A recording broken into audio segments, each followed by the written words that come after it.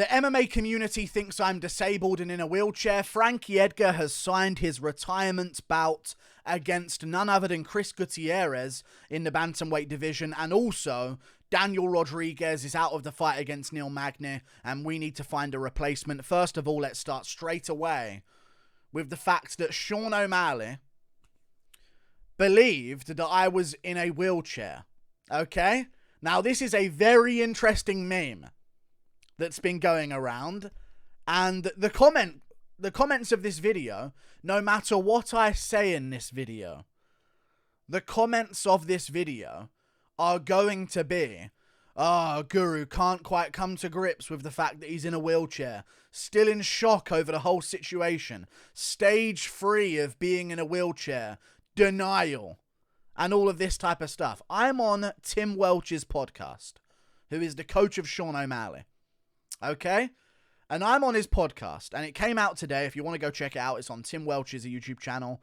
The Red Hawk Recap is the name of the podcast. And I came on the show, and I was thinking, okay, today we're going to get into the Dan Hardy beef. We're going to get into a bit of beef with Mark Goddard as well. I'm going to discuss some of that, and then we're going to talk all things MMA as well. And the question I get off the bat is, are you in a wheelchair and are you disabled? And then, not only that, but I get that because Sean said that you were in a wheelchair and crippled and disabled, and it suddenly dawned on me. You can see on my face in the podcast when Tim Welch asks me this question. It suddenly dawned on me that this meme is gone. It's gone global. It's crossed the Atlantic Ocean. It's hit America. You know what I mean? This disabled youngest rabbi in the UK meme. I was surprised he didn't ask me about that either, but I guess this is the one that captures people's attention more.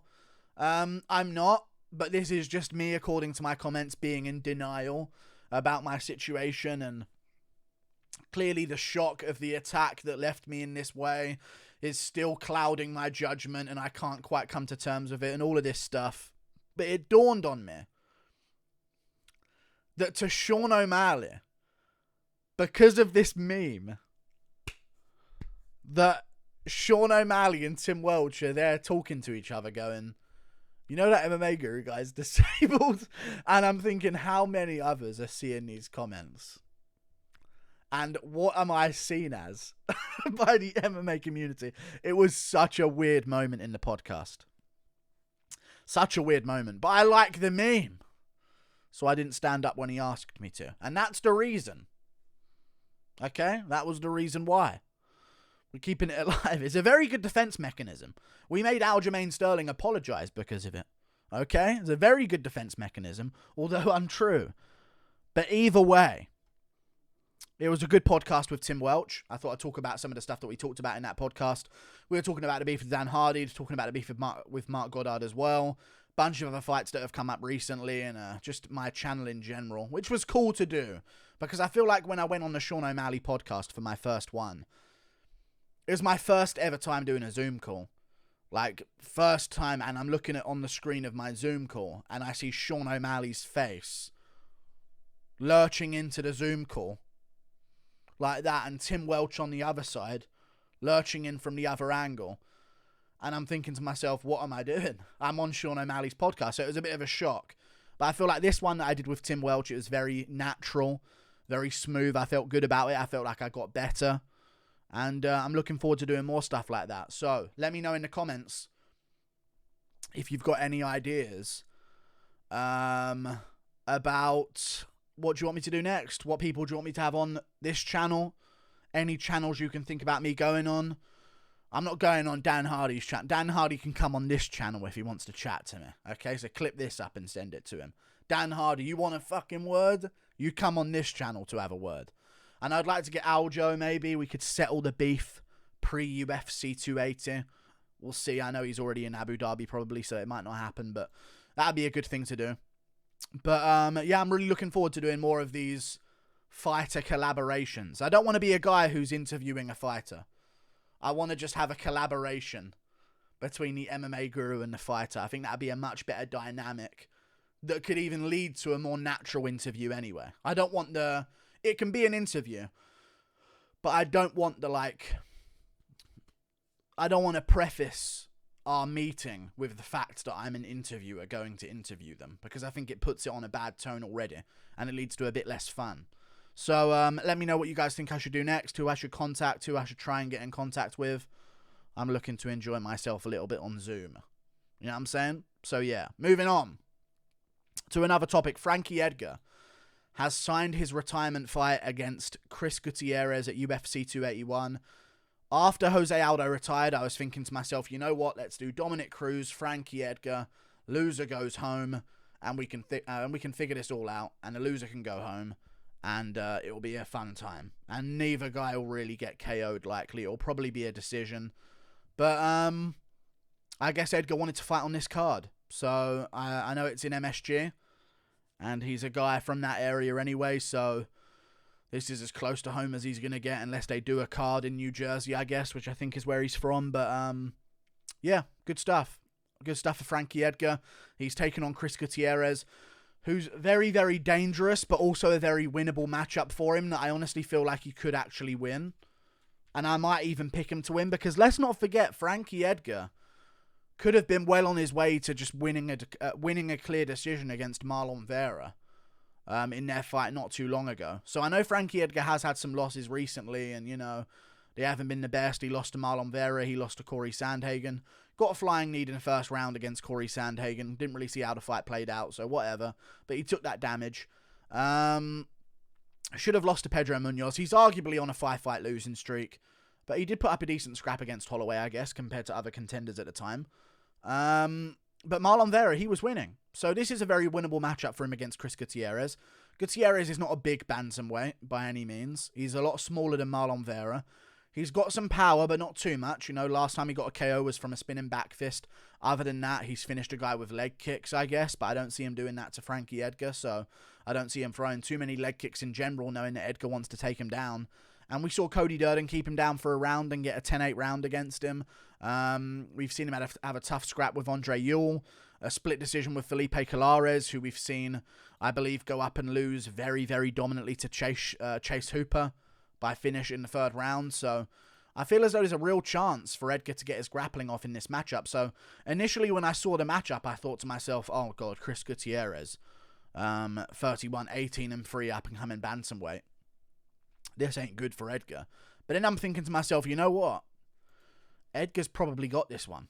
If he doesn't get KO'd, which is unlikely against Chris Gutierrez, I reckon he can put the pressure on him, stay healthy in the fight, and put that grappling on him as well. So I'm actually going to pick Frankie Edgar to win this fight via decision, 30-27, taking down Chris Gutierrez every single round, and having a very nice retirement in MSG. So I feel like that's the reason why he didn't wait around for Dominic Cruz or any other big-name fighter to retire against. Is because he wanted to fight on that MSG card in New York, so can't blame him. It's just sad seeing all these legends go. It really is sad seeing all these legends go. You know, we've lost Aldo, we've lost a bunch of other guys in the sport. Edgar's going as well. And eventually there's gonna come a time where Poirier's going. You know what I mean? And then that generation's going. You know, Korean Zombie will be gone soon. Probably next fight, last fight. And then there's going to be a time soon where Holloway's going. Like, it's just a sad reality of life that all good things must come to an end.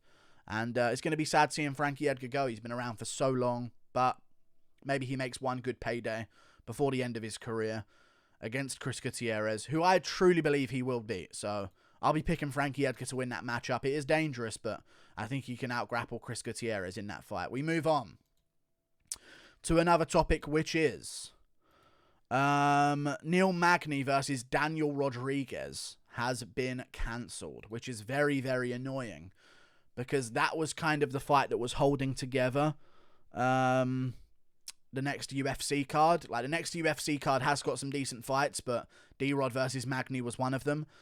Jake Matthews was obviously an option because he's like ready for a ranked opponent outside the rankings right now. And that was sort of like brushed to a side because he couldn't get a visa in time for next weekend. But, man, I really want that fight on the card. I really want Neil Magny to stay on the card and get a fight. So this is one of them tests.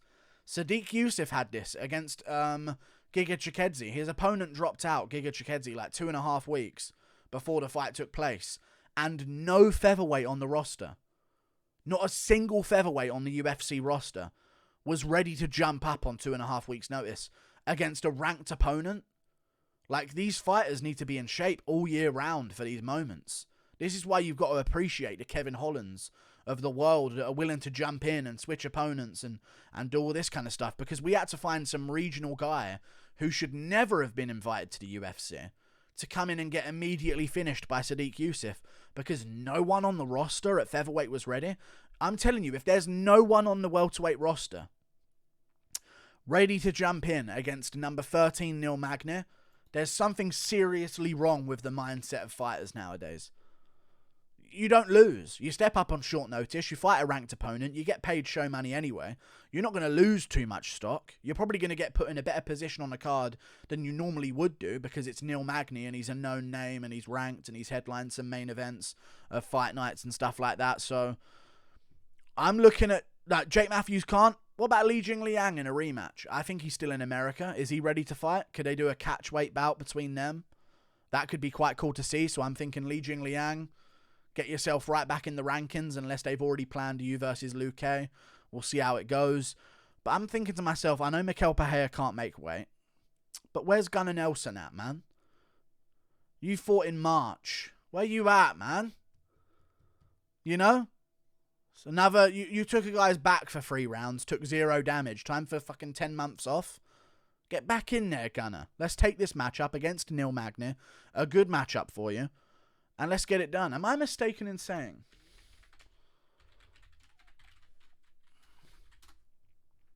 But Gunnar Nelson does need to, like, consider it. And there's a bunch of other fighters that need to consider it as well. No, he hasn't fought Neil Magny before. It was Maia. Okay, I was thinking Maia, not Magny. But either way, let's get these welterweights active. If I'm going to find out by the end of this week that no welterweight on the roster has been ready to step up. Randy Brown, you just fought. Are you ready to make weight again? We'll find out. Chaos Williams.